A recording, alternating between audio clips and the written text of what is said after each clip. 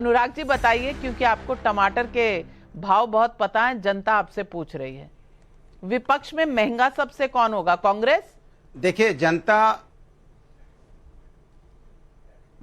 ये चीज मान के चलिए, विपक्ष के मैंने पहले बोला था, फिर कह रहा हूं, विपक्ष की जो एकता है, विपक्ष का जो गठबंधन है, राष्ट्र के मुद्दे पे है। अच्छा। हम भारतीय जनता पार्टी की तरह टमाटर के हम मुद्दे पे वो नहीं कि सत्ता के लालच में गठबंधन है। हमें लोकतंत्र को मजबूत करना है, हमें संविधान को मजबूत करना है, महंगाई कम करनी है, बेरोजगारी खत्म करनी है, किसान को खुशहाल करना है, महिलाओं को सुरक्षित करना है। ये भारतीय जनता पार्टी की सरकार में जो देखने को मिला है, लगातार इन्होंने इस पे चर्चा करने से डरते हैं। मैं लगातार फिर टमाटर दिखा रहा हूं, टमाटर का टाप बोलने से डरते हैं। ये 80 रुपए सरकार की 80 रुपए बेच रही, 80 रुपए, अरे 80 रुपए मतलब 8 रुपए बता रहे हो, 18 रुपए 80 रुपए बहुत होता है। आप 80 रुपए कम होता है क्या? पूछना चाहती हूँ वाजपेयी जी से, नहीं वाजपेयी जी से इसलिए पूछना, नहीं वाजपेयी जी से इसलिए पूछना चाहती हूँ क्योंकि वाजपेयी जी बिहार में भी ये मुद्दा उठा था बेरोजगारी का, वहां पर भी ये मुद्दा उठा था तमाम चीजों का कि यहाँ पर महंगाई ज्यादा है, यहाँ बाढ़ आ गई। अब वहां पर नीतीश कुमार, कांग्रेस और आरजेडी की सरकार ने क्या किया लोगों के साथ? ये मुद्दे सारे सॉल्व कर दिए क्या? गठबंधन है और आपको डर सता रहा है, इसलिए आप मुद्दों पे चर्चा नहीं करना चाहते। अरे कहां से सॉल्व कर दिए नाविका जी, कमाल, आप इतने सीनियर पत्रकार हो। बिहार में 15 साल लालू प्रसाद यादव का राज था और 18 साल से नीतीश कुमार का राज है, और जंगल राज था लालू यादव के टाइम में, और अब नीतीश कुमार के टाइम में जंगल राज पार्ट 2 चल रहा है।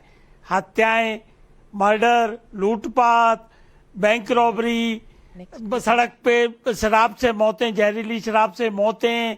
क्या कहते हैं नीतीश कुमार कि शराब पियेंगे तो मरेंगे। हम लोगों ने डिमांड की अगर जहरीली शराब से लोग मरते हैं तो मुआवजा दीजिए। क्या नहीं, हम मुआवजा नहीं देंगे। गरीब 5 लाख गरीब आदमी जेलों में आज भी सड़ रहे हैं। और बिहार का 30 साल में जो हाल है ना, आप नीति आयोग की रिपोर्ट आपने देखी है, वो सबसे निचले स्तर पे है। चाहे पढ़ाई है, चाहे अस्पताल है, चाहे बेरोजगारी है, चाहे किसानों की बात, मतलब हर चीज में सबसे नीचे।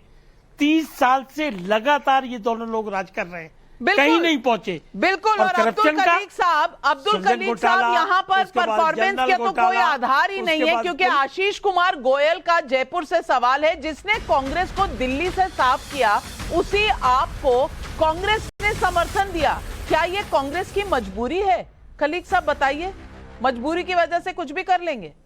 देखिए, पहले बात तो ये है, जो नीतीश कुमार को जो जंगल राज बताया नीतीश कुमार के शासन को, अगर नीतीश कुमार का शासन में जंगल राज हुआ उसके लिए तो बीजेपी जिम्मेवार है, क्योंकि बीजेपी ये पार्टी को सपोर्ट किया था नीतीश कुमार को, इसलिए बीजेपी वाला उसके जवाब देना चाहिए। दूसरे बात जो है, हाँ मोदी जी डरते हैं, ये जो बोलते हैं मोदी जी के खिलाफ, मोदी जी राहुल जी का डरते हैं, इसलिए राहुल जी को मेंबर सदस्यता ले गया है, इसलिए राहुल जी को सदन में बोलने नहीं देते हैं। और हमारा नेता राहुल गांधी ने, कांग्रेस का नेता राहुल गांधी ने सदन में जो सवाल उठाया था, जो अदानी के खिलाफ, जो अदानी के संपर्क सवाल उठाया था, उसका एक भी जवाब मोदी जी ने नहीं दिया, और घोट घोट करके पानी पिया सदन में, सबने दिखा है ये। इसलिए भाजपा और नरेंद्र मोदी राहुल गांधी के डरते हैं। साहब, अब देखिए, अपने अपनी बारी में बोलेंगे तो मुझे लगता है कि बेहतर होगा। खालिद जी, आपने सवाल उठाए, शहजाद पूनावाला जवाब दे रहे हैं। शहजाद पूनावाला जी जवाब दे रहे हैं। कितने सीट मिलेगा ये बड़ा बात नहीं है,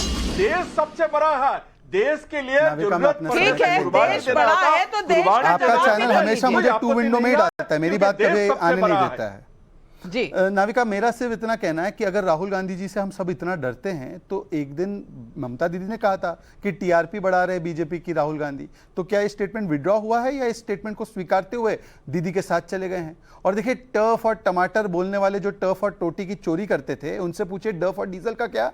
6 रुपया डीजल हिमाचल ने बढ़ाया, 3 रुपया डीजल पंजाब की सरकार ने बढ़ाया, जिससे पूरे देश में महंगाई फैली है, उस पर ये कुछ नहीं बोल पाते। लोकतंत्र की बात, पश्चिम बंगाल में लोकतंत्र जिंदा है या मरा है अधीर रंजन चौधरी के हिसाब से? अब्दुल जी जरा बताइएगा। और अगर लोकतंत्र वहां पर मरा है तो उन्हीं के साथ लोकतंत्र को जीवित करेंगे बेंगलुरु में। गजब है। या अधीर रंजन चौधरी जो है वो भाजपा के एजेंट है, उन्होंने पश्चिम बंगाल के खिलाफ गलत बोला है। खलीक साहब, बाकी सब छोड़ दीजिए, केवल इतना बताइए कि लोकतंत्र में जहां पर 50 लोगों से ज्यादाओं की मृत्यु हुई है, वो लोकतंत्र का जीवंत एक परिचय था या लोकतंत्र वहां पर मारा गया? एक बार बोल दीजिए खलीक साहब, एक बार।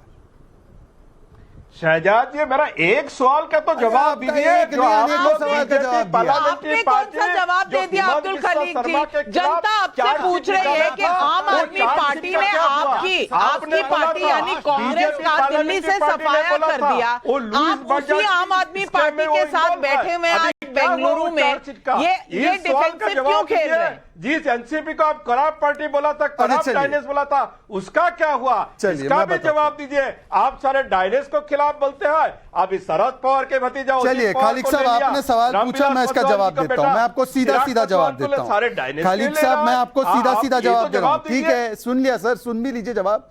आपने कहा कि हमने एनसीपी को करप्ट बोला। पता है कैसे बोला, क्यों बोला? सबसे पहले उद्धव जी ने कहा था महाभ्रष्ट है शरद पवार। अब बताइए उद्धव जी सही थे शरद पवार के बारे में या गलत थे? एक बात बता दीजिए। अरे खालिक साहब, बीच में मत बोलिए, ये मेल्टडाउन नहीं होना चाहिए आपका।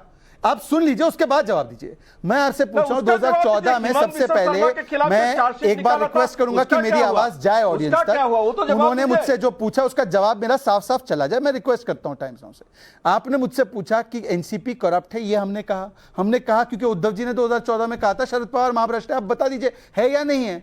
और दूसरी बात, मैं आपसे हाथ जोड़कर विनंती करके पूछ रहा हूं, मनीष सिसोदिया जेल गए तब दिल्ली कांग्रेस ने पोस्टर लगाए थे, वो सही थे या गलत थे? आप बता दीजिए। और सवाल मैं भी जोड़ दूं, क्या आपने तय कर लिया है कि दिल्ली और पंजाब में कांग्रेस एक भी सीट नहीं लड़ेगी, सारी सीटें अरविंद केजरीवाल की पार्टी लड़ेगी? पार्लियामेंट्री पार्टी का आरोप था, उसका क्या हुआ बोलिए?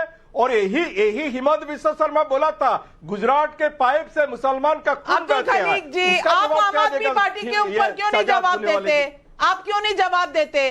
क्या आप दिल्ली और पंजाब में नहीं लड़ेंगे? शहजाद पुनियाले को यह जवाब दीजिए। हिमंत बिस्वा शर्मा ने यह भी बोला था, वो ठेला वाला रिक्शा वाला भी मोदी को मारेगा, यह भी बोला था हिमंत बिस्वा शर्मा। कुछ भी अब मतलब कहीं से भी कोई भी बयान का प्रूफ दीजिए प्रूफ। जी, आम आदमी पार्टी सारी सीटें लड़ेगी क्या दिल्ली और पंजाब में? आपने छोड़ दिया क्या दिल्ली और पंजाब को? शर्मा का खिलाफ तो अब केस भी लगाया था।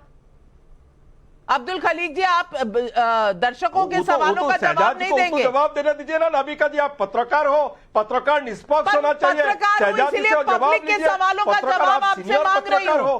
पब्लिक के सवालों का जवाब दीजिए। हिमंत के खिलाफ क्या पब्लिक के सवालों का जवाब दीजिए अब्दुल खलीक जी। खिलाफ क्या करवाई हुआ, वो जवाब देना ही नहीं है।